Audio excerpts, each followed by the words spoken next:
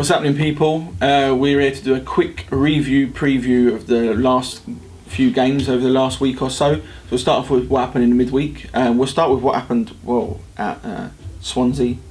Amazing comeback. Yeah. 85 minutes of pure frustration. Just thinking we planned so well, passing wise and moves, but then no shots really on target, no real. It looked like we were lucky to get a point, if anything. But then Fabianski, the Tottenham favourite Fabianski, it was bizarre. Faked injury for a good 5-6 minutes, and we got 7 minutes injury time, which spurred us on. When they put this ball up for 7 minutes, we felt like we're going to go and win this game now. Yeah. And then Well, that's what you want. That's really put the pressure on Chelsea now, and it's hotting up now. This time. Without a doubt. I mean, we're saying Chelsea obviously favourites being 7 points clear, but Spurs are just keep winning, don't they? Just keep winning. Surprised every them time to drop points to Palace. That set it alight a bit more. When they dropped points to Palace, we thought, now there is a bit of a chance to sort of keep it going until the end of the season, if anything. Yeah. And what happened last year with Tottenham? You think maybe they've learnt their lesson? It won't be. Well, Poch seems to keep. That's what they keep banging on about press conferences when they do get asked about, are you going to chase Chelsea? Are you going to go for him? He does say that we've took on last season's upsets, naiveties, maybe. And they've learnt. He keeps saying the players have learnt from it and grown from it. Yeah. So we'll see if they really have or not. Or if it'll be the same again. Looking at both the run-ins, there's potential banana skins for both teams, but not necessarily. There isn't an easier run-in for either team. It's sort of pretty. When we looked equal. at it, didn't we? They're both got the equal amounts of home and away games. Yeah. Spurs have got a couple of London derbies in there, which, as we know, they can go any way. You've also got the potential of being the last of a few games at White Hart Lane as well, so that might help you in those games, because those last two you've got obviously the last North London derby, and then you've got Man United, which is it's quite a big occasion. Last ever game away. But that should be an extra incentive, as well as chasing it for you to win those games. Yeah, definitely. So there's potential, but 7 points, you think that's too? I think it would be too much. I think Chelsea have got the obviously advantage, but you never know. If Chelsea can't step up at the weekend, away to Bournemouth, is it? Yeah, away to Bournemouth, yeah. And Spurs at home to Watford. So Spurs win at the early kick-off. You've got 2 early kick-offs, haven't you? Yeah. So there's a chance there to put pressure on them.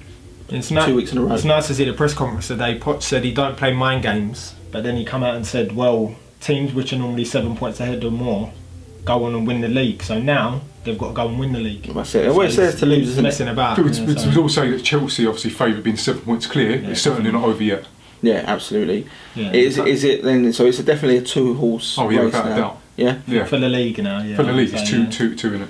So we turn attention to the other end. There's been some moving about.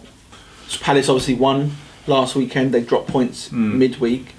Is it going to be a case of that's happening every week now, where teams are sort of winning and losing whole 1-2 on a trot? So they look like they might be the ones who are moving out. You do find it, didn't you? Where a team will put a little spurt on towards the end of the season. These are the teams you don't want to play, do you? Towards the end of the season now, the teams that are really just sort of scrapping for their lives. The ones that have got something to fight for, you don't really. I would have said sort of like a month ago that Swansea looked decent. They looked decent. But the last couple of games they're really struggling, and they've dropped into the relegation zone now. Well, not having Llorente is that's key for them, isn't it? It's key for them. So Middlesbrough have obviously sacked Karanka, and now since they've sacked him, they were struggling anyway, but now they've dropped even further down the league. Yeah. So I think that it's going to be up and down. I think it's really hard. I think Sunderland are the team that are. They look gone, don't they? Yeah, Sunderland, I think, and Moyes seems to cut a bit of a sad figure at the moment. And Defoe, their only player who was playing well, he's probably one of the better strikers in the league. He's gone 6 games without scoring now, so they're struggling, aren't they? They're pretty. Would you say they're gone? Yeah, I think. It's, well, if we're saying, I think we're saying that Chelsea 7 points clear at the top are likely to win it. I think Sunderland are around about the same similar points away from relegation. And other teams are picking points up, aren't they? This is it. Like you said, Hull picking up points, and Swansea, Palace, they're picking up points here and there. I've got to mention this. Yeah. Your team. Yeah, we're in free fall, aren't we?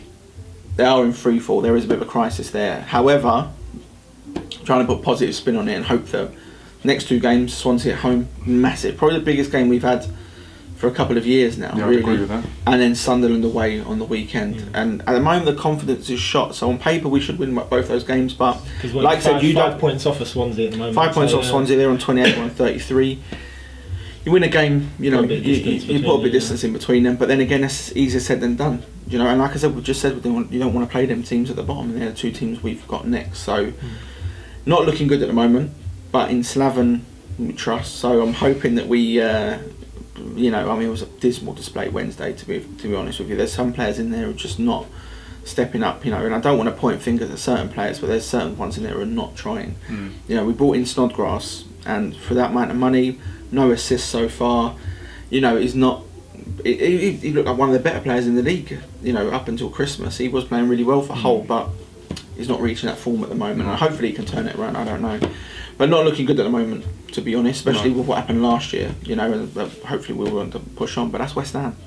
That's West Ham. It seems to be West Ham. You don't know whether we're going to have a blinding season or we are. We're in that league as well. So that's not good. One team who are pushing out, who seem to have just skyrocketed now after changing their manager.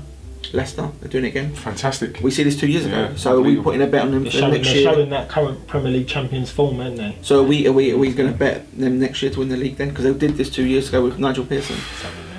Come on, mate. No chance, mate. That bubble No burst. All they need to do is don't give the manager, like Shakespeare, a permanent contract. Yeah. Because that bubble will burst.